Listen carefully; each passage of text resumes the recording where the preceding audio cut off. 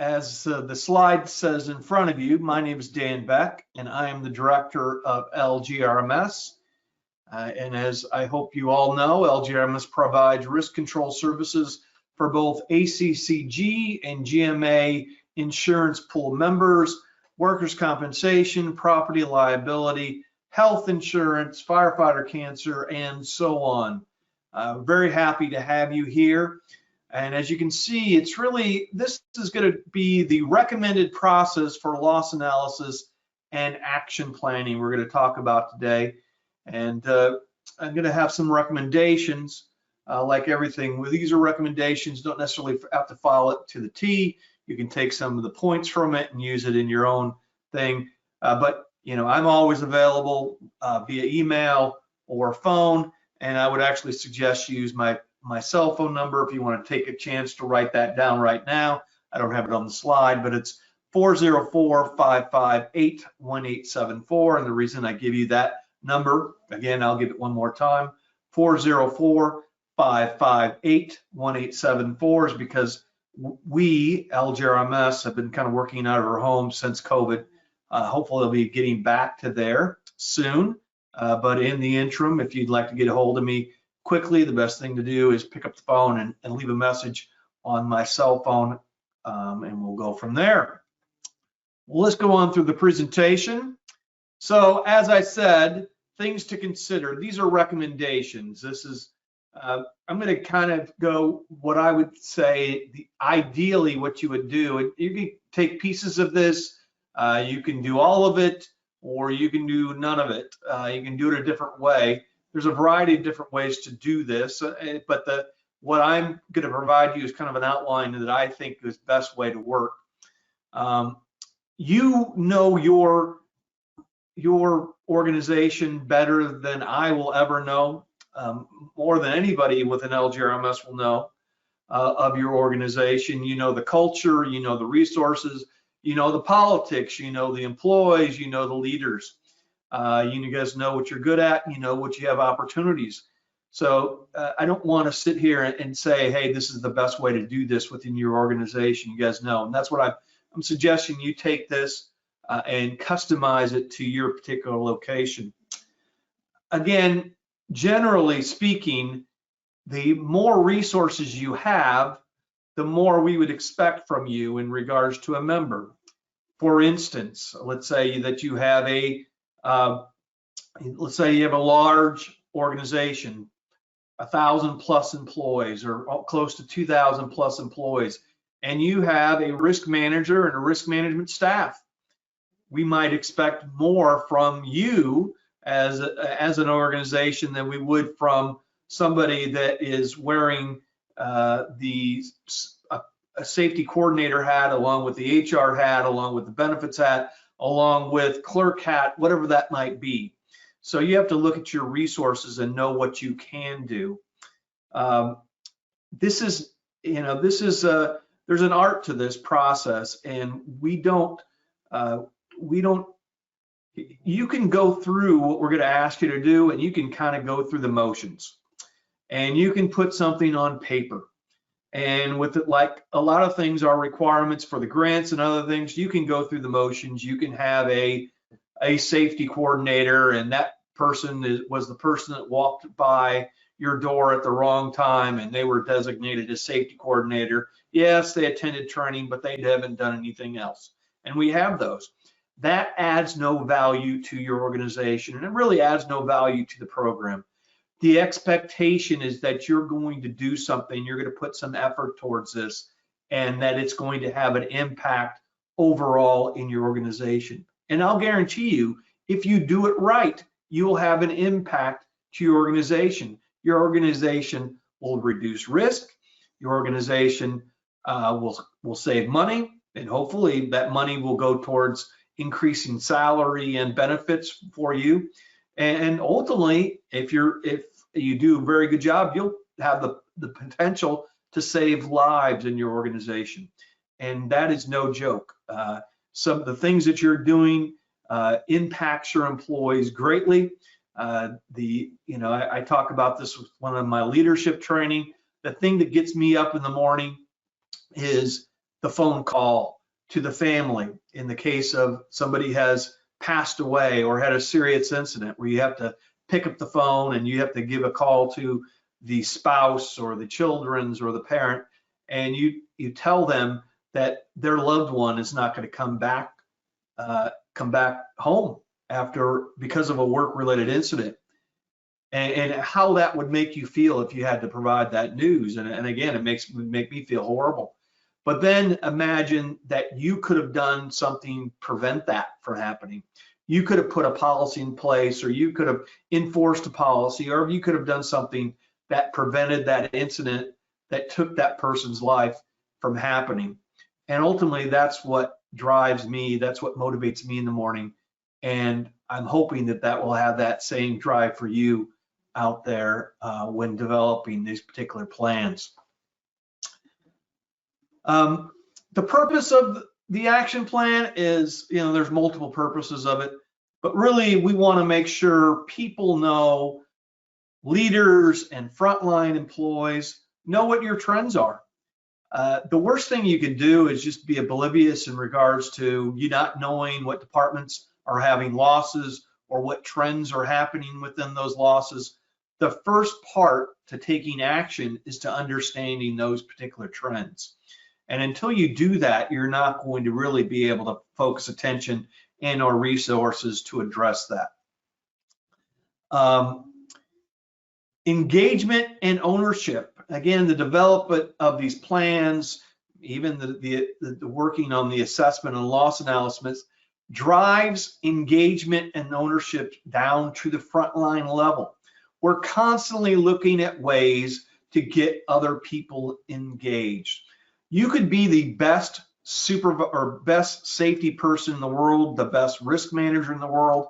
If you do not have leaders engaged, if you don't have frontline employees engaged in the process, you are not going to have much of a safety culture. Ultimately, your job is to get other people engaged in the process and take ownership of this off of your plate as a safety coordinator, as a risk manager. And this is the perfect opportunity to do that. It gives them, they look at where the numbers are, they understand, I say that I don't understand your organization as much as you do. And then I would say that probably you don't understand your organization as much as some of your frontline employees do. They know the inner workings on a day-to-day basis. And they'll be able to give you true, real-world environment on what's going to have an impact and what potentially won't. So use that as an opportunity to get people engaged. And then ultimately, risk reduction, loss reduction, saving lives, saving livelihoods for your organization is ultimately what we're looking for. This is my recommended process, and it might be a little wordy. We're going to go through this in depth throughout the remainder of these slides. Review your data and loss analysis. We'll talk about that. And I apologize for if there's any grammatical or spelling errors in here. Meet with organization leadership, and we'll talk about that. Again, meet with department leadership.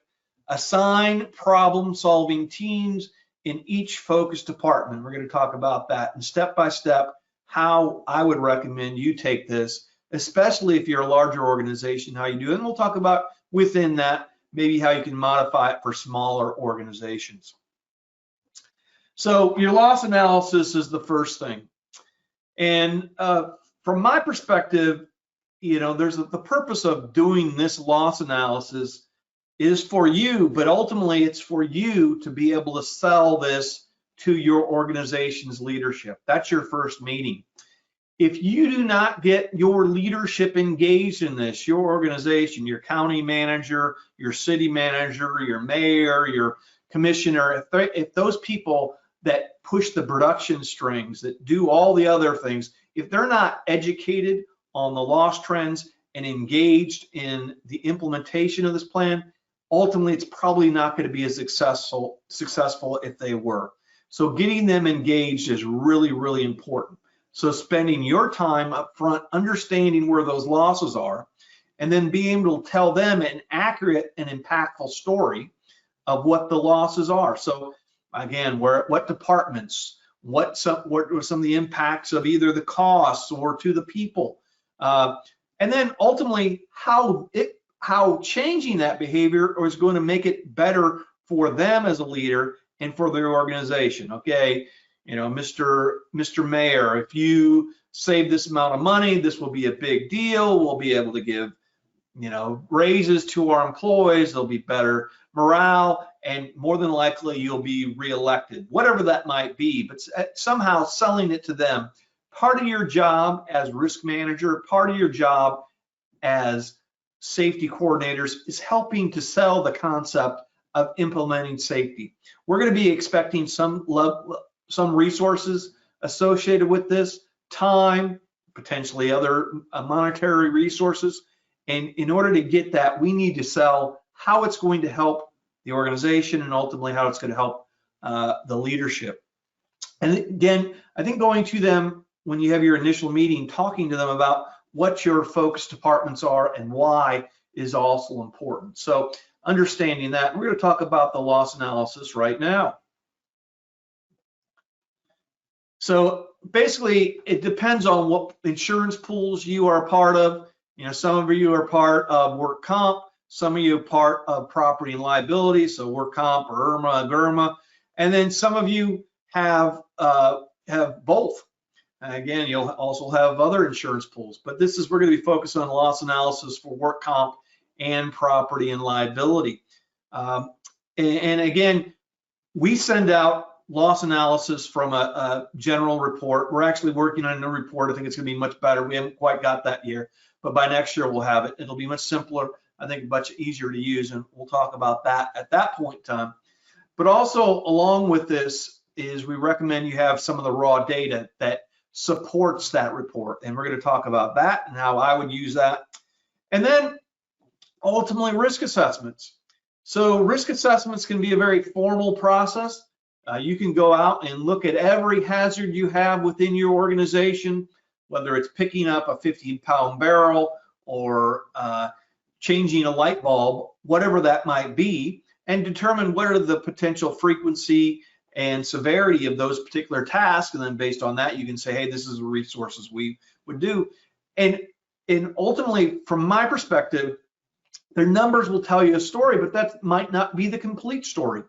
A lot of times, frontline employees, supervisors, department managers, even safety coordinators and risk managers will really know where their true risks are. And even though a trend might point over here, you might say, hey, the biggest opportunity we have based on our risk assessment is this. And it's this person climbing on this particular piece of equipment to change something without having fall protection. And I really think we need to have a platform or a ladder for them, because if they fall, that is going to be a catastrophic event.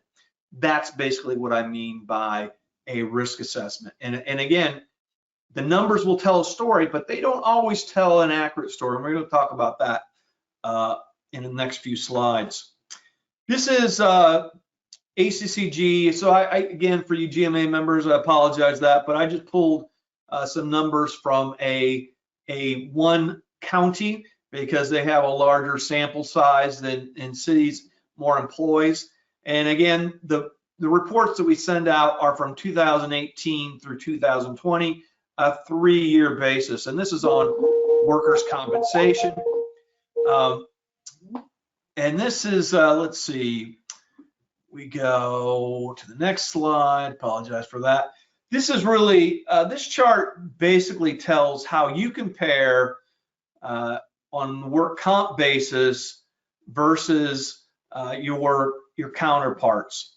So if you look at that, the bars are percent, and that is percent of claims over $500 divided by 100 employees. So if you look at that first bar, that's a 2018 bar. That means that 5.87 or almost 6% of your employees had workers' compensation claims over $500. And the reason I put over $500 is because we have a lot of people that report claims just for reporting. We encourage those, even though there's no cost associated with that. So we don't want to disencourage people from reporting. We want to be able to compare actual situations, so it's claims over $500. And if you look at that, you go that it says 2009 and 2020, and then the 3-year average, which is about a 4.8. So this member is what we would consider an extra large member. And if you look at the rate for extra large members, they're at a 3.56 or 3.5 or so. So if you look at this member compared to them, their rate is higher than all extra large members, and actually all members overall at a 3.61. So what does that tell us? Well, it tells us there's some opportunity for an improvement in regards to working on our claims rate. It doesn't tell the entire story, but on a general basis, if we're comparing ourselves against the pool as a whole, that's something to look at and to say, hey, we have room for improvement. This is, again, that same county, and it's by department. And again, this is a report that you'll see. And I took the yellow highlighter just for my own purposes and highlighted some of the departments that I think are high. But I'm not sure if you can see my screen, but if you look at in the yellow, that's law enforcement. So within this particular county, that's the sheriff's office. You have fire here, that's the fire department. You have blue here, parks and recs. And you can actually see the numbers here. Typically, there should be a number associated with this. And I believe, again, based on this is your total incurred cost. So total incurred is reserved plus paid. And again, from an estimating of what the total costs are going to be, your total incurred is your best predictor. Ultimately, most costs develop over the initial year, probably somewhere between 2 and 3 times what your initial costs are. So if you had a total incurred at the end of your fiscal year, let's say 2020, of $100,000 in cost, historically speaking, I would assume your costs will range between $200,000 to $300,000 in regards to your ultimate total incurred. But the premise behind this is ultimately to find those departments that have the biggest opportunity. So you're going to fish where the fish are. So if you look at that, fire accounts for 26% of claims and 9% of total incurred. Law enforcement, sheriff's office account for 28% of claims and 32% of total incurred. Parks and recs, 6% of claims, 23% of total incurred. Public works account for 8% and 13%, and sanitation for 8% and 10%. So there's a lot of different variables you look in regards to this, and we're going to talk about that a little. But sometimes, let's say, let's take law enforcement sticks out in this particular case as having an opportunity because they have the biggest slice of the percentage or slice or percentage of some of the losses. But what is the percentage of the law enforcement department or office?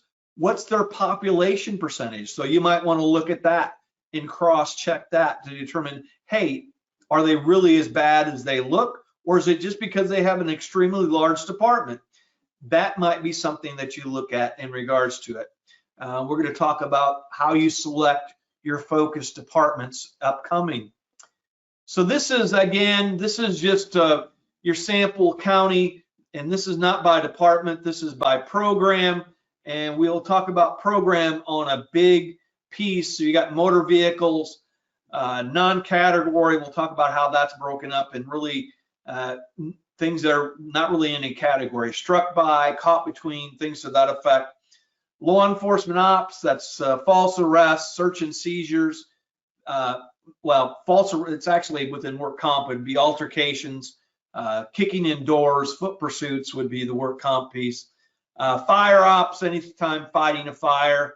Slips and falls, a big category, ergonomics, and then other. And then you can kind of look at on a general basis what those particular are. So I'm just going to take one department. The first department that we had pop up within this particular thing, it is your fire department. And from a program perspective, they had some big buckets. So their biggest opportunity, if you look at that, ergonomics, which is strains and sprains. So ergonomics is basically made up of awkward postures, pushing, pulling, lifting, 36% of claims and 76% of dollars. And then we have, again, motor vehicles account for 1% of claims, 1% of dollars, not much of an impact. Non-category, 53% of claims, 19% of dollars. Again, the non-category, just in general, those struck by, caught betweens, probably the highest level of frequency within all of our claims groups. Those things happen a lot. We bump our elbows, we close something on our fingers or get our fingers caught between something, or we cut our fingers, but they're typically high frequency, low cost. So that might not be where we want to focus on, but it really depends on what you want to do. And then slips and falls, 10% and 4% of dollars. If you go on to the next slide, it goes down to contact type. So program is the big group, and within each program, there are contacts. So as I talked about before, you have push and pull, that's an ergonomic piece. Lifting is an ergonomic piece. Let's see, awkward posture is a lift ergonomic piece, and you can see those over there. So that would be all that. You can see within the analysis, the big ones, the big claims, as we kind of alluded from the initial slide, awkward postures accounts for 9%, 26% of claims, push and pull account for 3%, 18% of claims, repetitive motion, 14%, 20% of claims. Those are all, and then lifting, 6% and 11% of claims. You know, just looking generally at this, I would say, hey, ergonomics is an opportunity within the fire department. That's something that I would potentially work on or focus on. But you want to look on beyond trends. Is there a trend is the first question. So ergonomics we see in general as a trend, or is it a one-off? So how do you determine if it's a one-off? Well, you would really look at the claims in general. So let's, for instance, a lot of situations, you might have a really high, you might have a high frequency, but not much total incurred associated with it. Or you might have a low frequency and a lot of total incurred within a particular claim. But that one claim might not be a trend. That might be a one-off situation. So you'll look at that. And then ultimately, you want to understand if it's controllable. So one of the things, or how difficult is control. So within property and liability, a lot of the claims we have are property related, and a lot of those claims are weather related. So for instance, if you had a tornado going through your particular area, that might be really a high, a tornado or a hurricane, as some of you have had happen, might be a high frequency. You have a lot of claims, and actually you have a lot of losses, a lot of total incurred based on that. But are you really able to control those claims? Some of these you might be able to make some building improvements, you might be able to do some things, but ultimately from my perspective, those are things that are going to be very difficult to control, at least on an overall basis. I would like to see you focus on things that you have a higher potential to control, things that are easier to control. And if you can focus on those, more than likely you're going to be more successful in regards to reducing those types of claims. This is just, again, this is the typical loss. It's called raw data report. And if you would like to see this report along with your loss analysis, let me know. In this particular case, it has the loss date is the first thing. Typically, it's included within this report is your location. It'll actually have whatever county or city you're located in. The category is what size category we consider you. That's kind of the reporting piece, and we're really comparing apples to apples. And then the name of the claimant that was associated. I pulled all those out just for confidentiality, both on the member and for the employee. Then you have the claims description. Then you have the department. Then you have kind of the cause code that's put in there by the adjusters. You'll have the contact, you have programs. So again, as we talked about before, within this, the contract the contact is really a subset of the particular program. So if you look at slips and falls, there's different level, same level. Those makes up the slip and fall category. Then you got your total spent and then total incurred. And those are the categories that we have within this.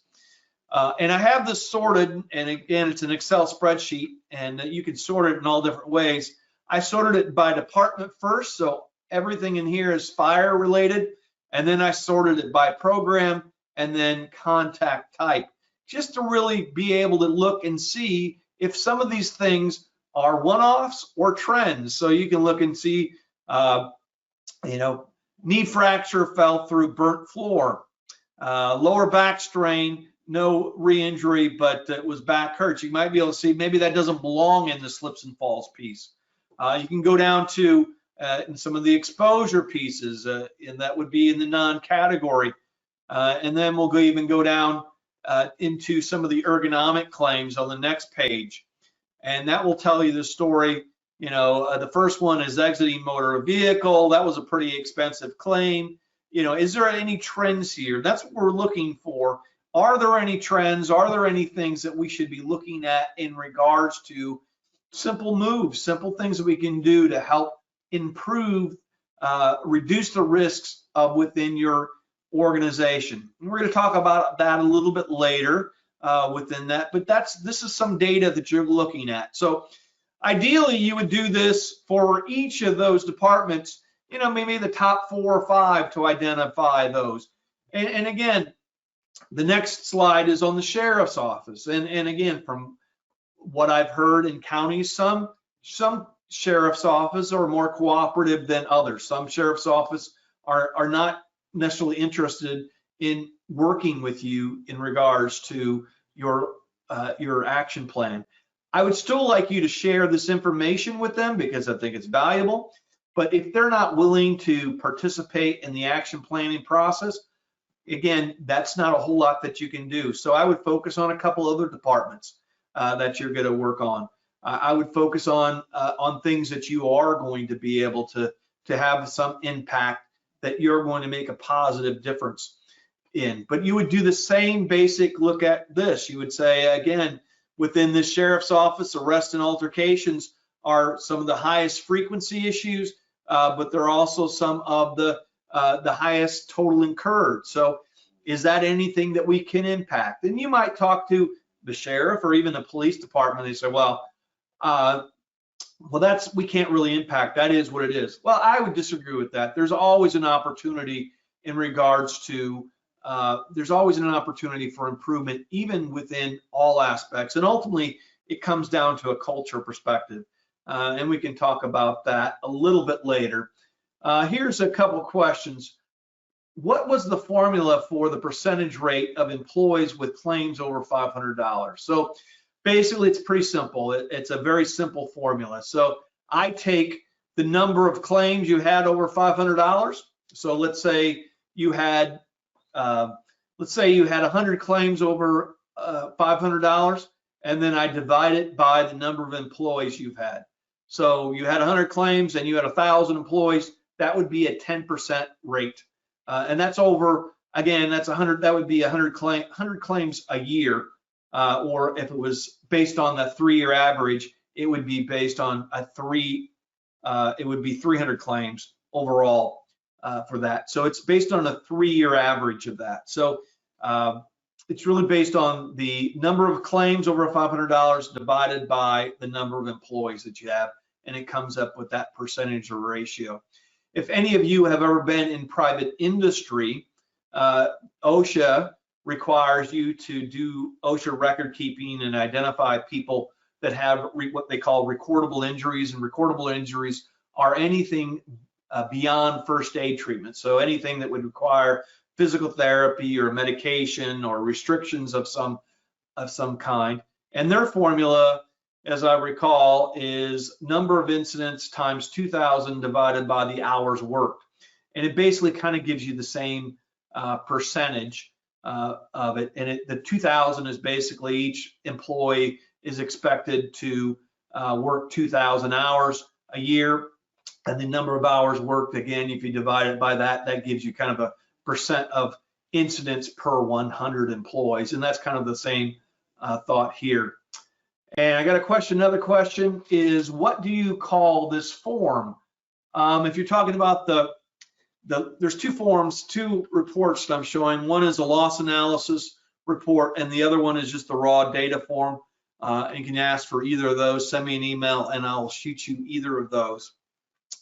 And hopefully within next year, we'll have one report with the push of a button that will automatically be sent to every member, every risk manager automatically. And we're hoping to have that done by next year. But thank you for your questions. Again, this is a sample of the loss analysis for property. It's PL, property and liability. So on ACCG side, it's IRMA. On GMA side, it is GRMA. Again, kind of the same chart as we talked about for here. It's claims greater than $500 per 100 employees. Again, this is a property and liability claim, so it doesn't match up, but it's kind of an interesting matchup. If you see this particular member, their 3-year rate is a 6.56 against versus an extra large. They're about double what on claims greater than 500. Is that the only measure we'd look at? No, but if you look at what they're doing, they're over, and they have some opportunity for improvement. And again, we also within this chart, the property line, we look at motor vehicle claims as a whole. And if you look at that, their 3-year rate is a 1.74. An extra large, they're about 3 times as much from the extra large pool rate.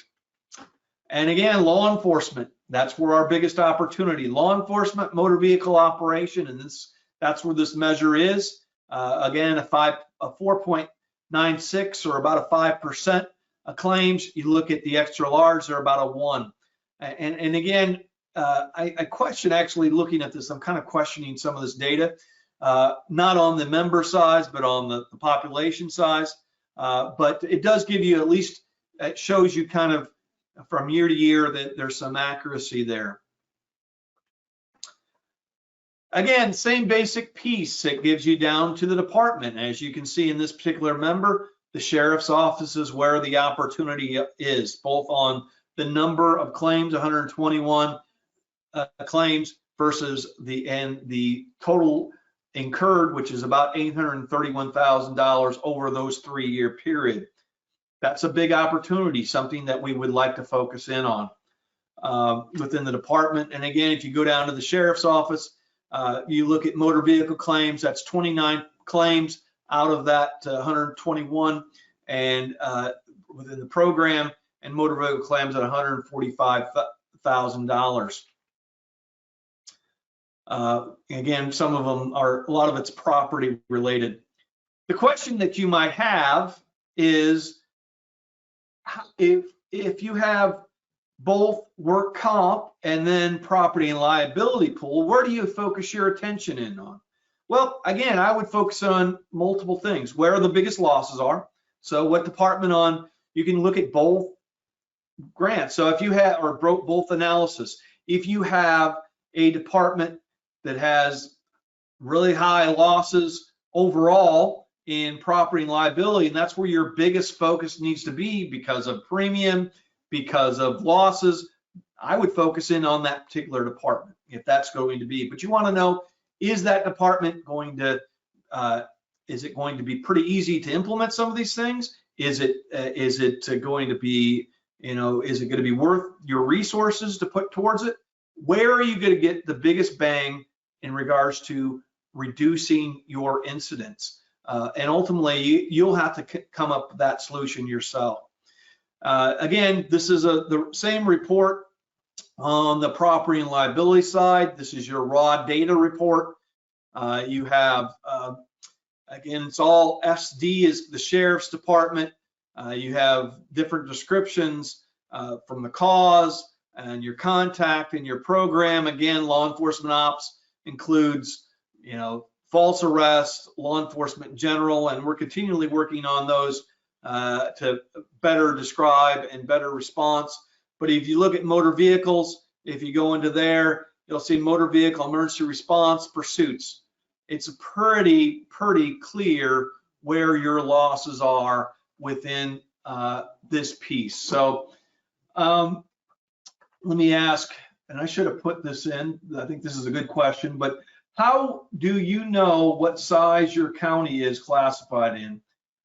If you ask me, send me an email, I'll send you what you would be classified for. So I apologize for that. That should be something that you should know, and I apologize. But also, if I send you this raw data, it will be included within the raw data, and you can compare yourself against that. What would law enforcement ops be? Again, so anything related to law enforcement. That would be false arrest, and there's a general thing. So that's search and seizure, things to that effect.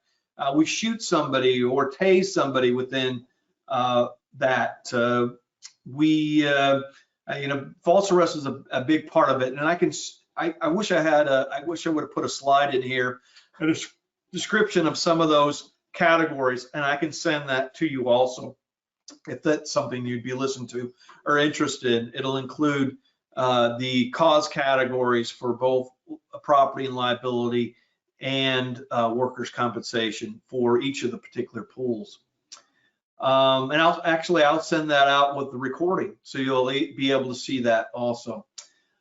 How do we get a copy of the raw data report? Just send me a request via email or send it to your field rep, and they will send it to you, but I'll be happy to send it to you. Just send me an email. I'll be happy to do that. Are these reports available through Risk Connect, or is it best to just request them?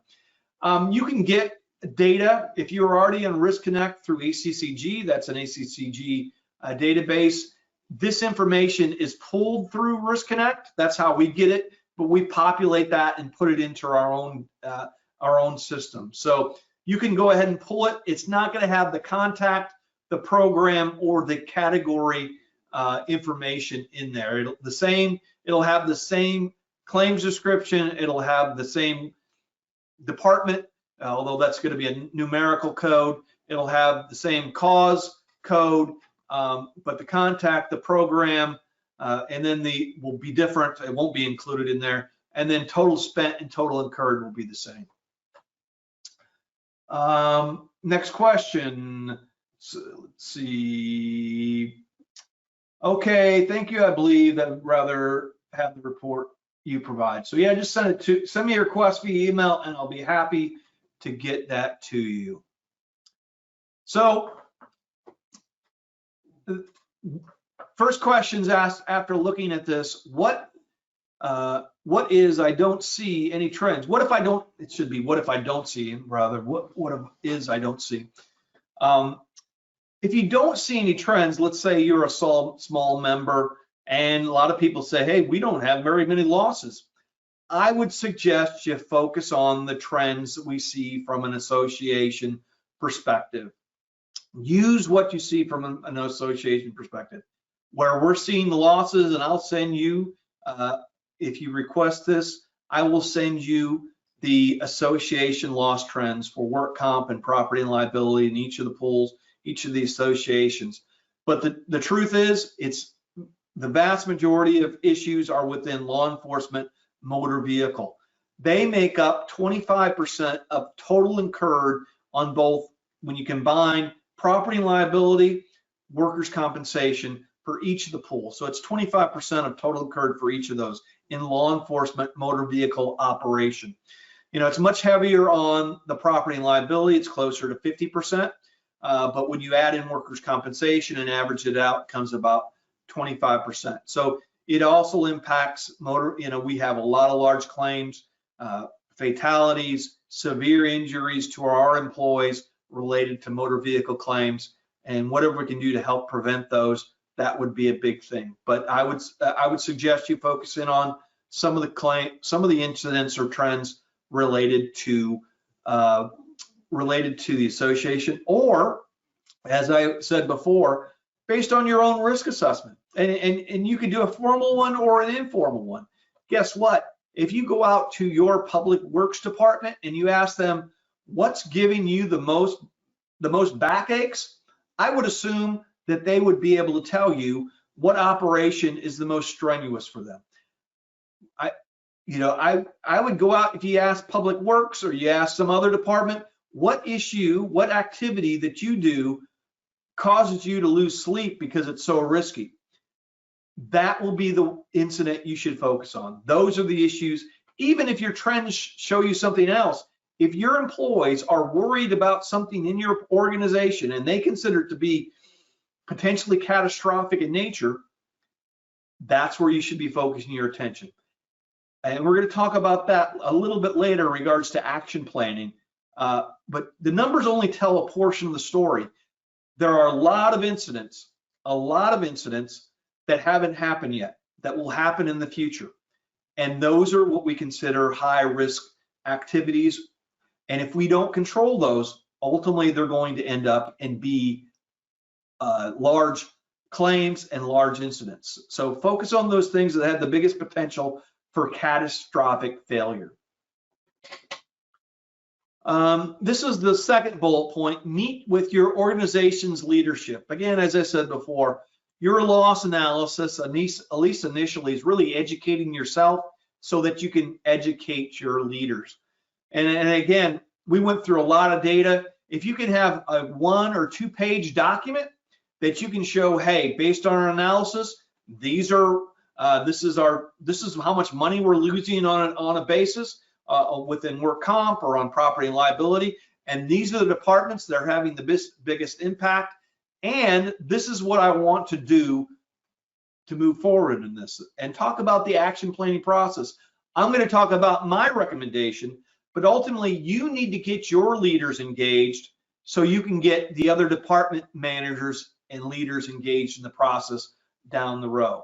They're going to be much more likely to cooperate with you and provide additional resources if their bosses have bought into the process versus you going to them independently. So I would highly suggest you get all your ducks in a row, practice your loss analysis with coworkers, and be prepared to talk to your leaders on, this is where our issues are, this is the impact to the entire organization, and this is what I think we need to do to reduce risk within our organization.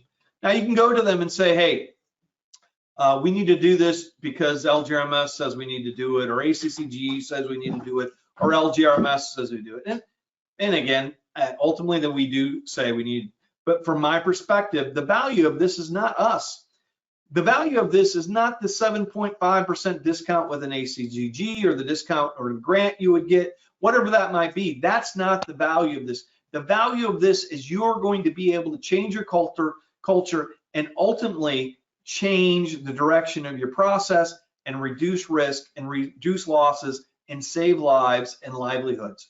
And ultimately, any good leader is going to be able to listen to that and support you in that particular endeavor.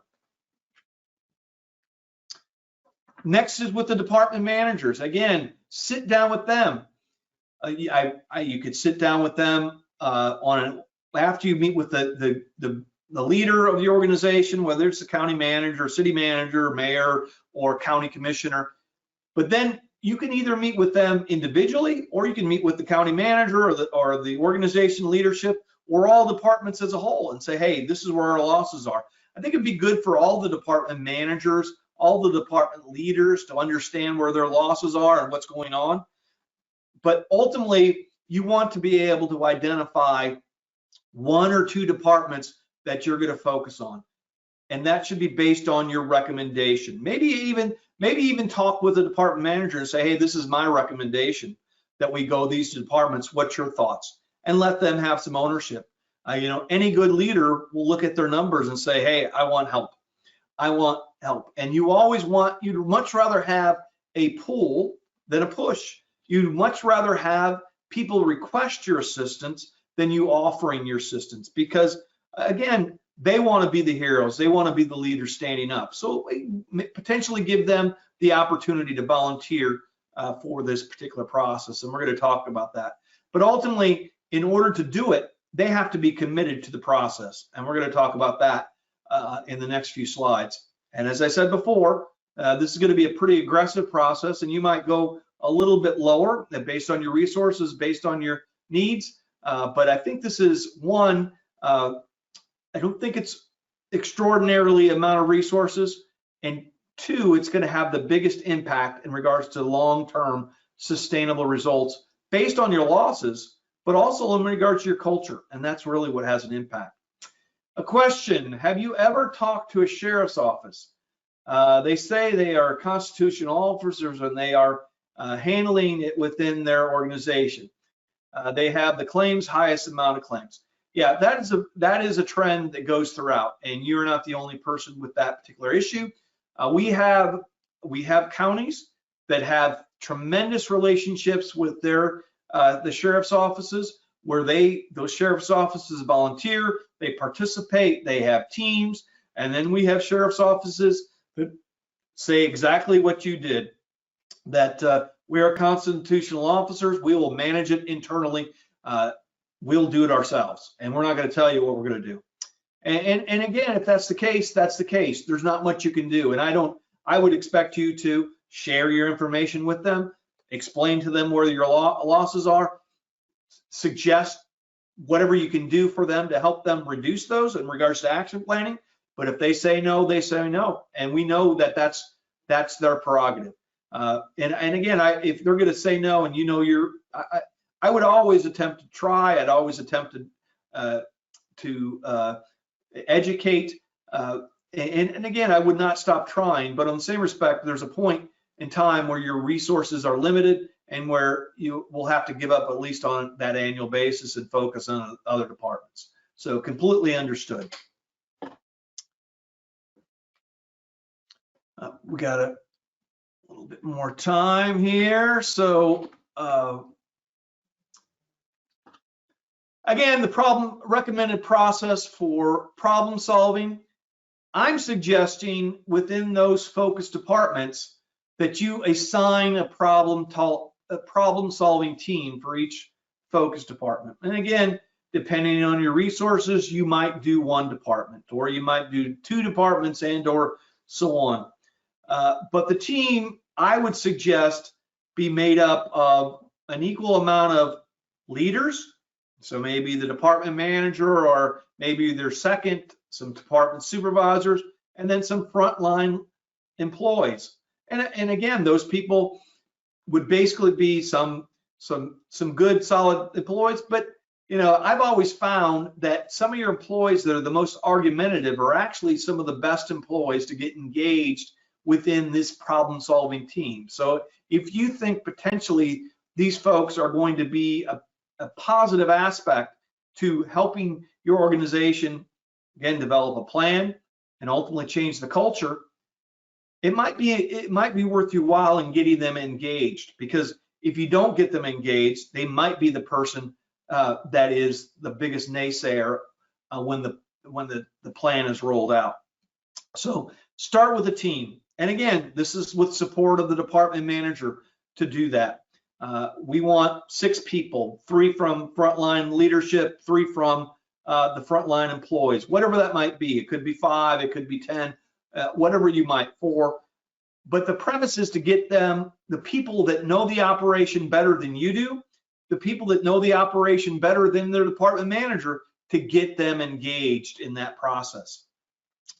And again, this can be managed in another way. You can do this, you can do the action planning yourself, but from my perspective, doing the action planning yourself really does not provide any benefit to the organization and is not going to ultimately have an impact in regards to reducing risk. You can do it with the department manager.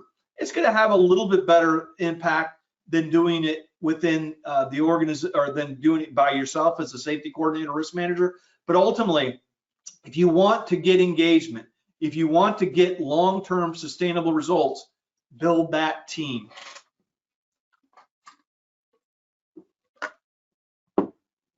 First part of the team is you sit down with that team and you show them the losses, the same information you would see.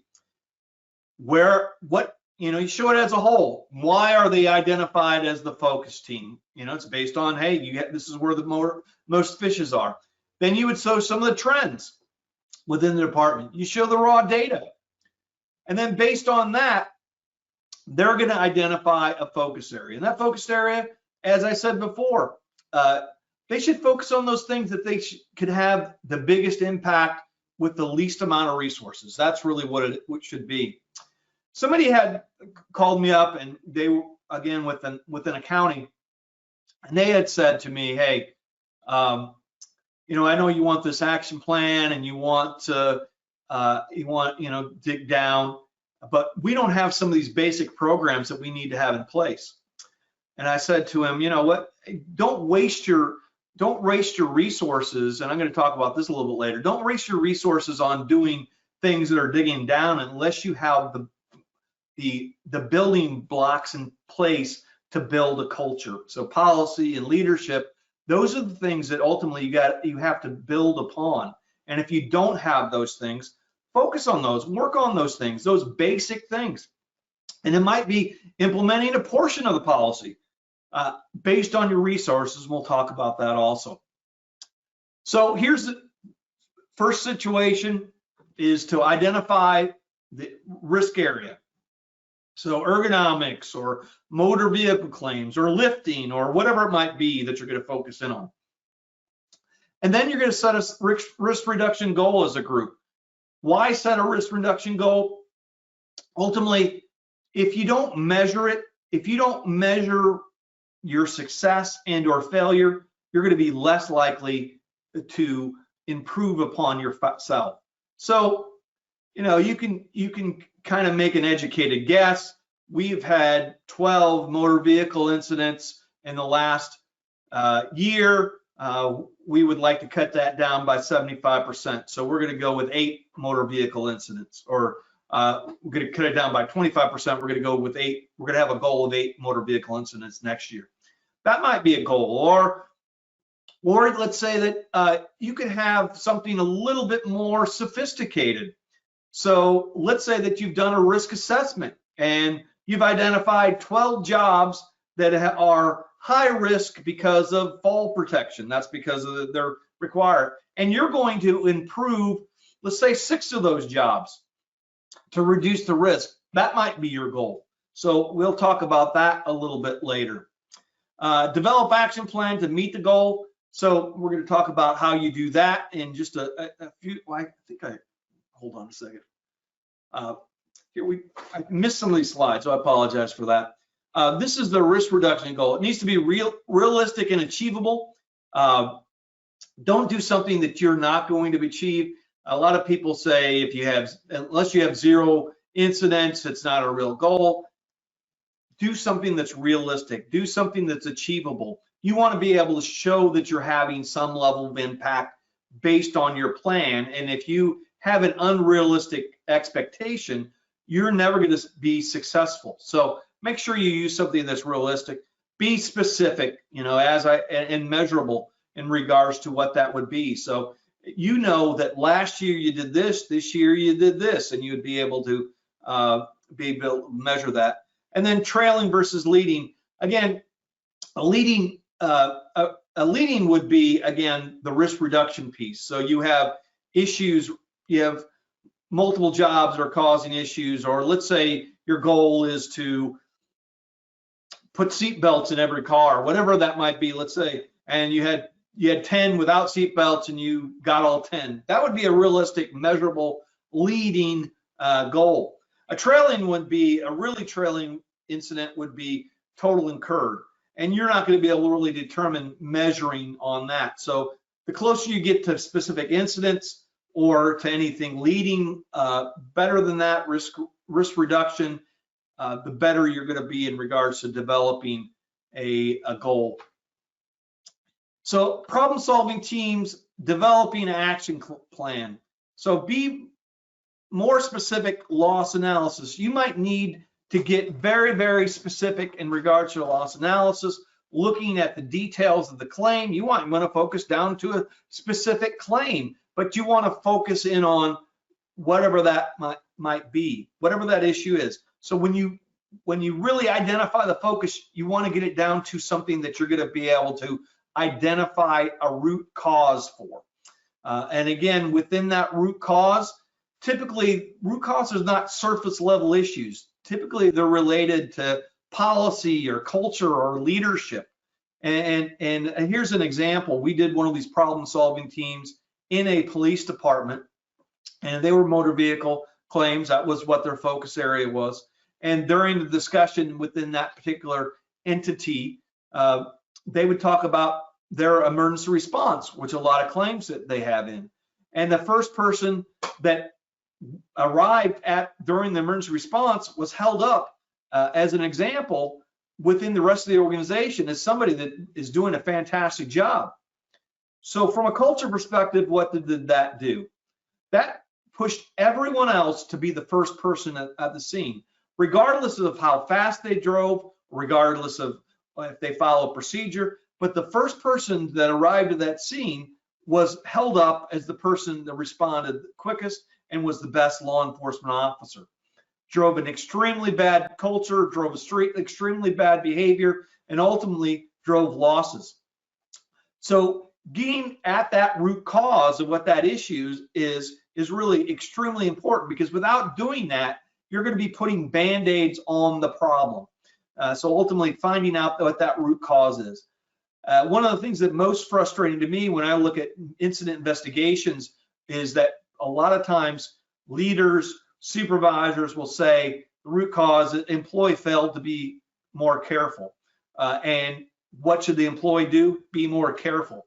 Neither of those things are going to have an impact in regards to reducing claims in the future. You have to get at what is the root cause of the issue. So look at that. And then within your action plan, they have to address the root cause. You have to look at ways you can improve the culture, improve leadership, improve policy. Those are all things we can help with. So potentially look at a policy implementation, or hey, you can ask us, hey, we have an issue with the culture. What do you suggest? Ask your expert. We might be a part of your team potentially in regards to that. Look at the resources that you have available. Let's say that you want to reduce your claims by 50%, but you only have resources to reduce those by 10.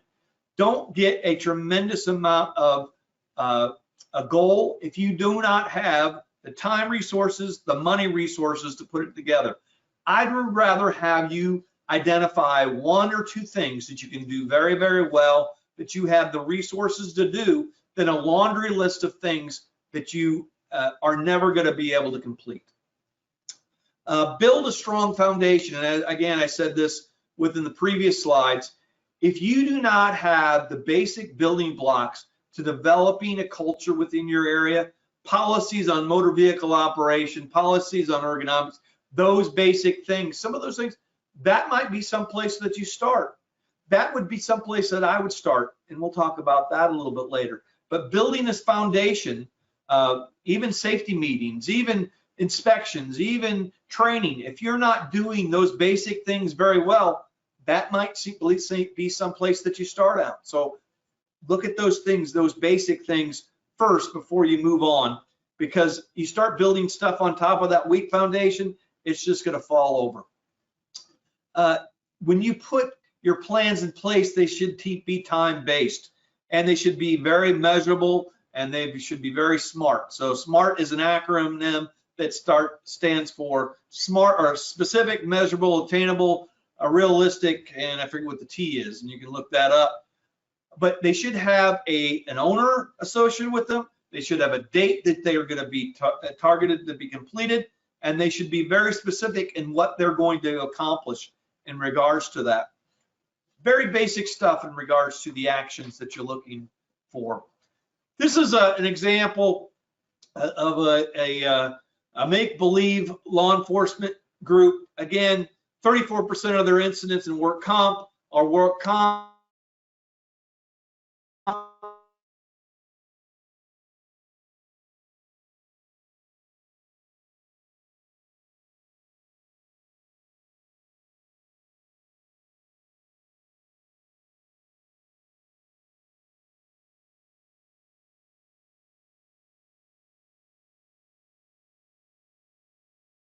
communicate the target goal and its status in the department to monthly meetings. You want to include with employees evaluation. So you want to communicate, here's our plan, here's our goal, this is our goal. The more you put that out there as a goal, the more the entire organization will know. If you as a leader within your organization bring up safety, that goal, what you're looking for, people are going to know it's important. If you never mention it, or if that's the last thing you mention, they're going to know that's not that important to you. So putting it first and foremost, making sure people know it, is going to be important. Enhance or develop motor vehicle policy. Again, we have examples of that. A foundational aspect, if you do not have a policy that talks about MBR checks and driving behaviors and an incident investigation and so on, or driver qualifications, those are things that are basic building blocks in regards to managing motor vehicle related incidents. Again, investigate all motor vehicle claims, no matter severity. So they're going to investigate them. That investigation in itself pays attention, it pays focus to it. You understand what was the root cause, why did that happen, and you put a corrective action plan in place to prevent it from happening again. Again, this same thing can be done with any motor vehicle operation. So let's say even that there wasn't an incident, let's say there was a pursuit or emergency response, or let's say the motor vehicle incident was within public works and it was a near miss. You would evaluate that, determine what the issue was, and put a corrective action plan into place. Having supervisors have some level of ownership is critical from my perspective. Training them on how to provide feedback to their employees, whatever that might be. It could be ergonomics. If they don't know what the expectations are, if employees don't know the expectations are regarding your loss category, they're not going to be able to manage it. Train them on how to manage specific things, and we can help you. We can help you with that. I hope that I'm still there. I got some messages that I'm frozen. Am I still frozen?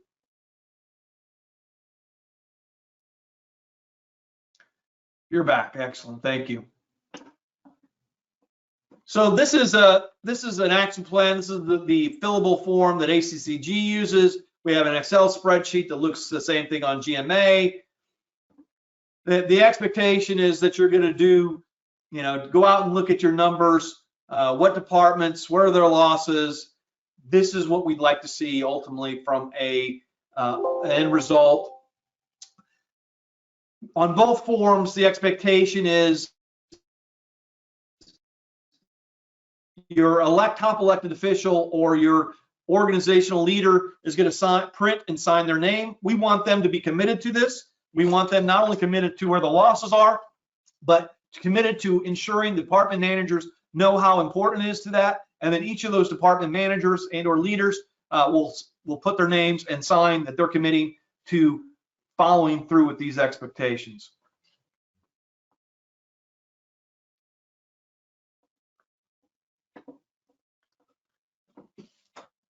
If you're having trouble seeing this, and I apologize for that, if it is freezing in some way, I am recording this, and this is something that I will send out the link and the presentation to all of you, and you can see. Again, I think watching this with a nice Chablis or a Pinot Grigio at night is going to be perfect for everyone. It'll put you right to sleep.